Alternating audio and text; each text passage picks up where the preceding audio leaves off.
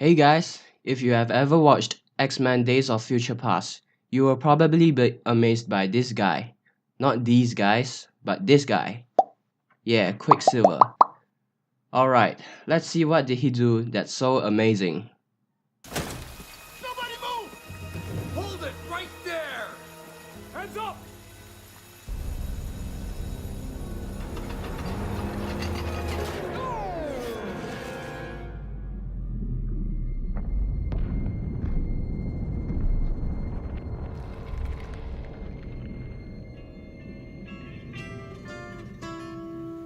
If I could save time in a bottle, the first thing that I'd like to do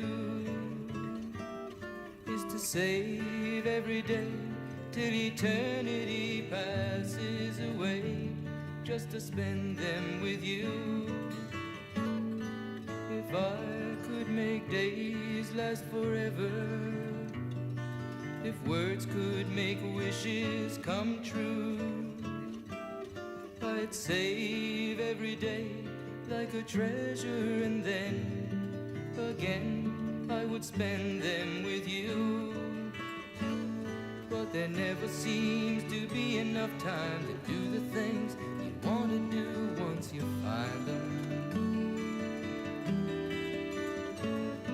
I've looked around enough to know you're the one I want to go through time with.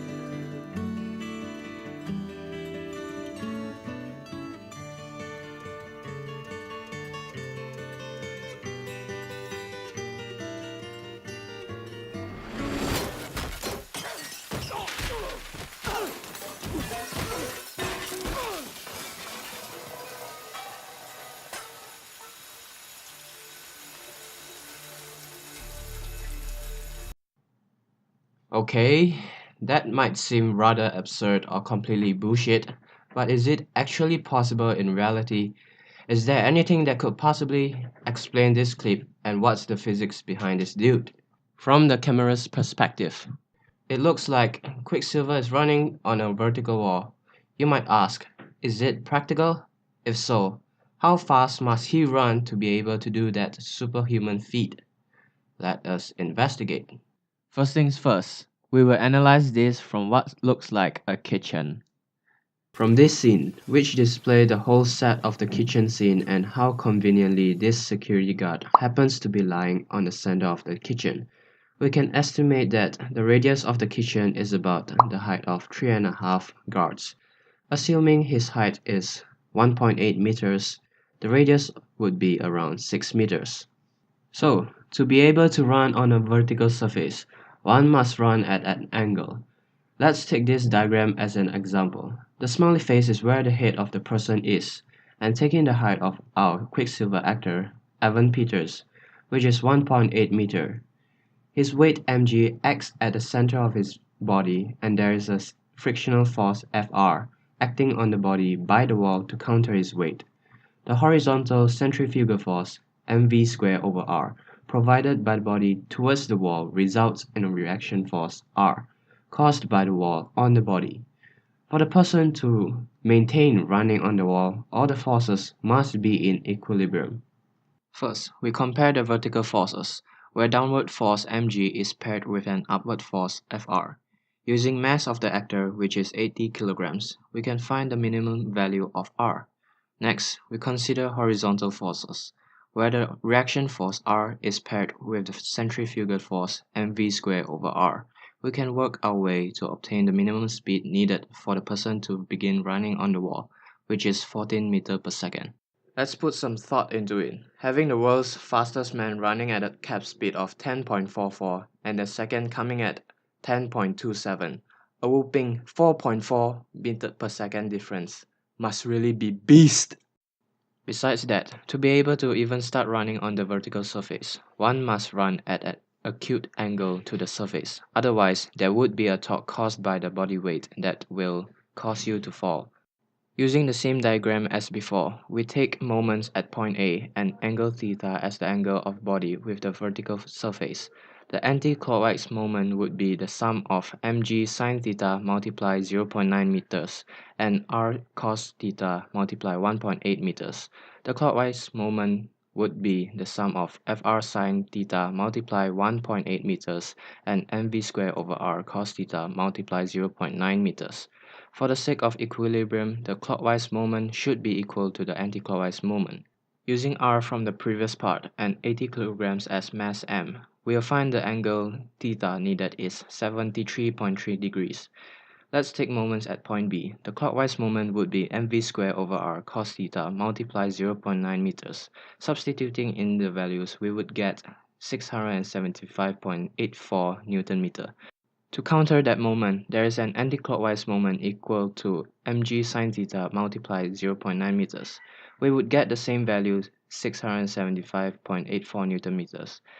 This means that the anticlockwise moment cancels the clockwise moment completely.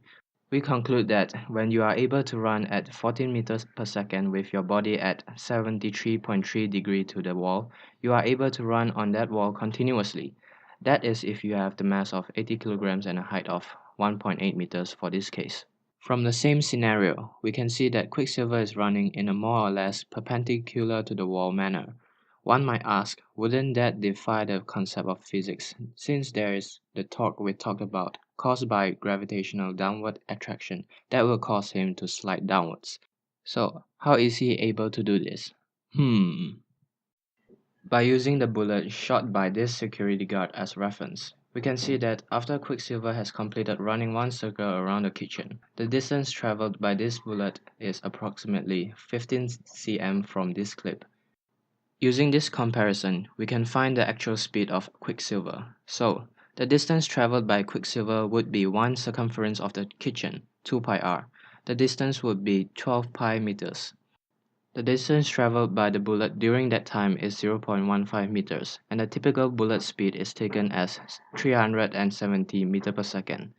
The actual travel time of the bullet is equal to that of Quicksilver running one circle around the kitchen. We will get 4.054 times 10 to the power negative 4 second.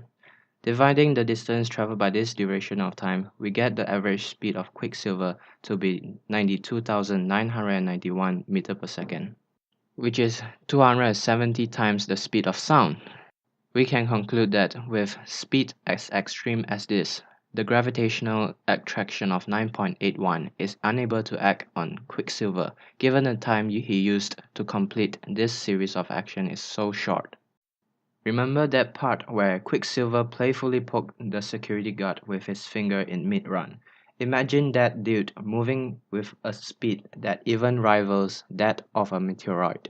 What might be the effect of that single touch on that innocent man, I wonder.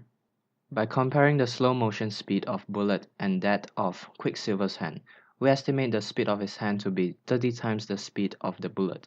So, the actual speed of Quicksilver's hand is a staggering 11,100 meters per second. Now, it is known that the mass of forearm is around 1.8% of the body mass of humans. The mass of Quicksilver's hand is 1.44 kilograms. Assuming the collision between Quicksilver's finger and the guard's face is elastic, we can find the force exerted by the finger on the face. According to Newton's second law of motion, the impact force F is the rate of change of momentum. So F is equal to the change of momentum of finger divided by its impact time. We assume the speed of Quicksilver's finger to be the same before and after the impact, just with opposite direction.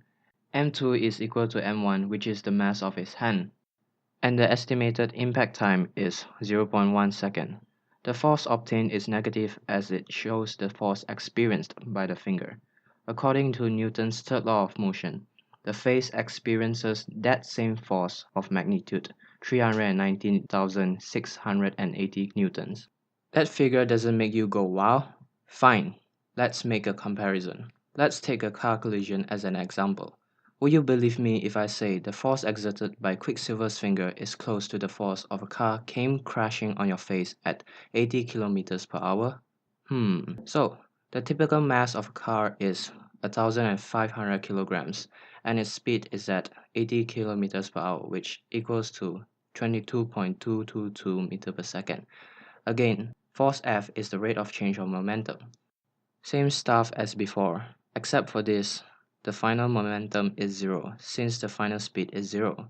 So the magnitude of force exerted on your face in that car collision is found to be 333,333 Newton, which is relatively close to the figure obtained before.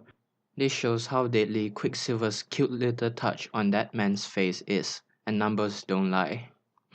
Even a bullet impact force that is considerably lower than that touch of love have a destructive capability such as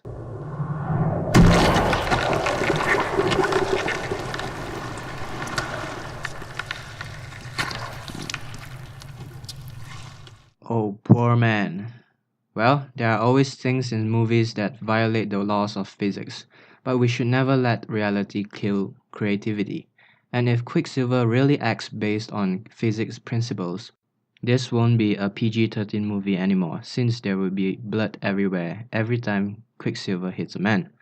So guys, if you enjoyed this video, please do leave a like, comment on what you think about the physics behind this scene, and subscribe. Okay, thanks, bye.